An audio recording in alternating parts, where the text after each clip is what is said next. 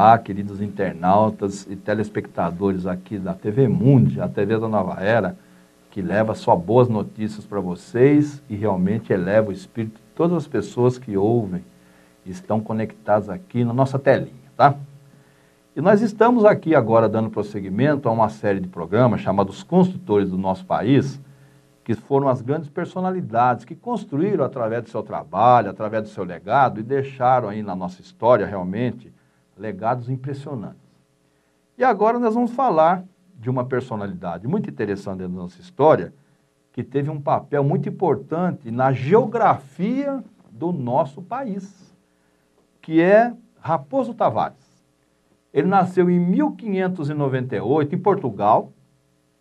Em 1659 ele faleceu em São Paulo, tá? A maioria dos bandeirantes eram de origem judaica, pois vieram foragidos de Portugal e a ânsia de liberdade e um mundo livre levou-os à região inóspita do estado de São Paulo, tá?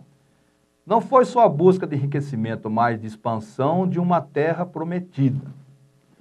O bandeirante Antônio Raposo Tavares foi o maior ícone dentre esses bravos expedicionários.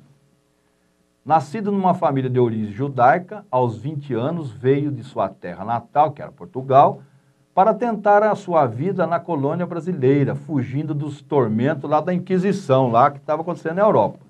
Se estabeleceu na vila de São Paulo de Piratininga e logo envolveu-se com expedições para aprisionar indígenas e explorar terras desconhecidas. As bandeiras eram expedições que desbravavam as matas brasileiras, em busca de ouro, prata e índios que depois eram escravizados.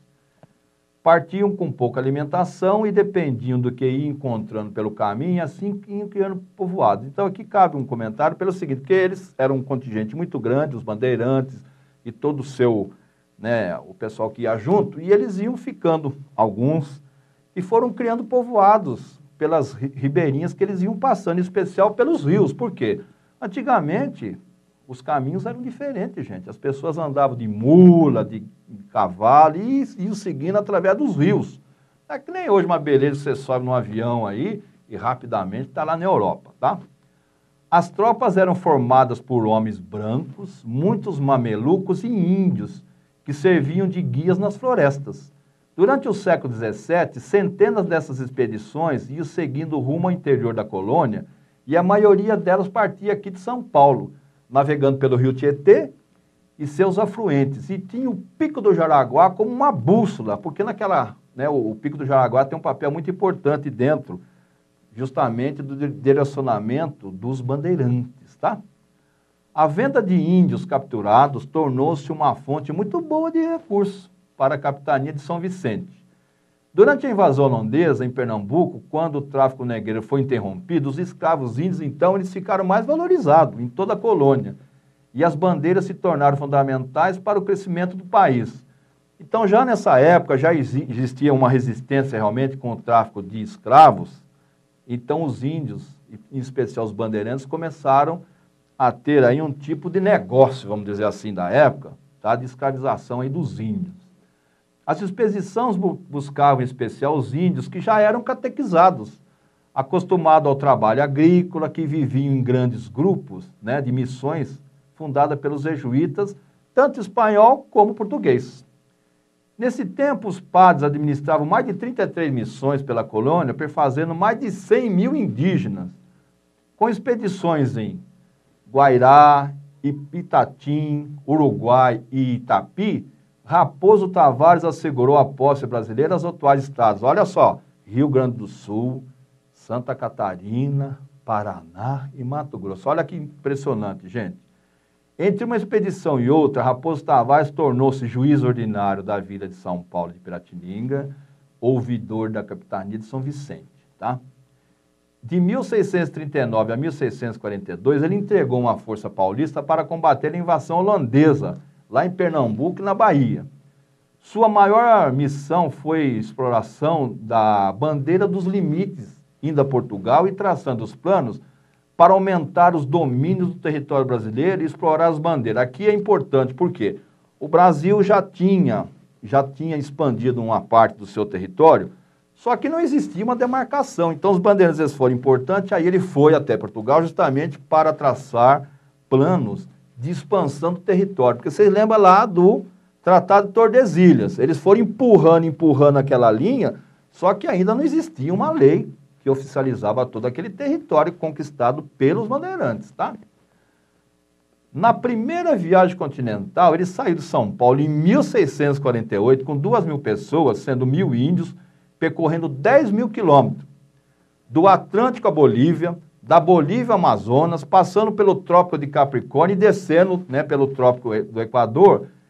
Em 1730, através do Tratado de Madrid, o país oficializa todo esse continente que foi expandido através dos bandeirantes, e aí tem um papel muito importante na história com Alexandre de Gusmão, que ele participou dessa negociação. Então, hoje, esse território que nós temos de 8.500.000 quilômetros quadrados, basicamente, ele foi intensificado nesse Tratado de Madrid, lá em 1750. Então, isso é muito importante para a nossa história. E os bandeirantes tiveram um papel muito importante dentro disso, tá? Enfraquecido pela fantástica viagem, ele morreu na vila de São Paulo de Piratininga em 1659. O Monumento das Bandeiras, lá no Parque Ibirapuera, é uma homenagem aos bandeirantes, tá? Então, nós aqui de São Paulo, que passamos muito ali pelo Ibirapuera, tem um monumento extraordinário ali, né? Perto ali da Assembleia Legislativa, justamente foi idealizado, que inclusive nós vamos fazer um programa também para os nossos grandes construtores desses monumentos, que foi confeccionado pelo Brechiré, ali aquela obra fantástica das bandeiras, aquele monumento, né, muito bacana que tem ali no Parque de Ibirapuera. Então, aquele monumento foi feito em homenagem justamente aos bandeirantes, que teve em Raposo Tavares realmente um ícone dentro de todo esse trabalho que eles tiveram. Porque o que acontecia, gente? Naquela época, o Tratado de Tordesilhas também era uma coisa assim que não tinha muito controle. Então você tem lá todo um continente, todo um território inexplorado, que ninguém mandava, ninguém comandava, ninguém administrava. Todos esses bandeirantes, em especial, eles foram avançando e foram conquistando aquelas terras, e justamente o Tratado de Madrid, ele referenciou isso, através da conquista do território que já existia. É lógico que houve lá depois algumas trocas de território entre Portugal e a própria Espanha, mas em 1760 realmente ficou delimitado o nosso território, que hoje é simplesmente o 5º maior território do mundo. Por quê? Porque nós temos, dentro do nosso complexo no planeta, os países que têm os seus maiores, as suas maiores áreas geográficas.